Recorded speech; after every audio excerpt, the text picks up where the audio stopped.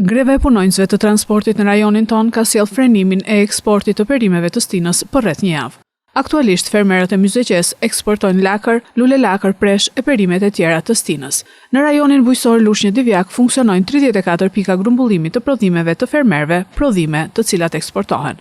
Greva e kamionistëve në Maqedoninë e Veriut dhe Maltëzi ka ndaluar këtë aktivitet për shumë grumbullues, duke sjellë probleme financiare si për grumbulluesit, por edhe për fermerët të cilëve u ka mbetur prodhimi në fusha. Normal që na ka penguar sepse puna jonë lidhet drejt për drejt me eksportin. Domethënë na ka penguar ka penguar edhe fermerët, cilët nuk kanë pas ku ta çojnë.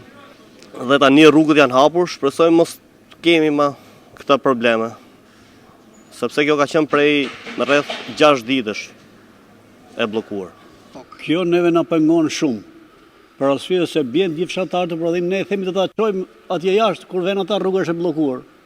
E neve nga ngel prodhimi këtu jashtë që shikoni ju, edhe këtu, edhe lakër, edhe presha, morëm nga gjitha prodhimet që bjen ata.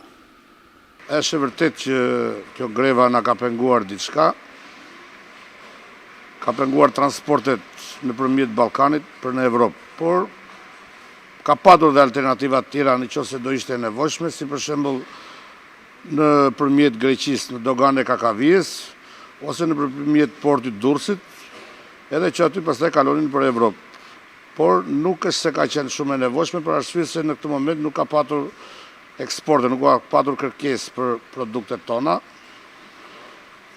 Është problem kjo punë e transporteve, por problemi më i madh është në cilësia e farave dhe e plerave që qarkullojnë këtu në Republikën e Shqipërisë, që realisht duhet merret qeveria jonë me këtë pjesë, të pastrojë tregjet nga farat që nuk mund të shiten ose mund të konkurrojnë në tregjet e besë.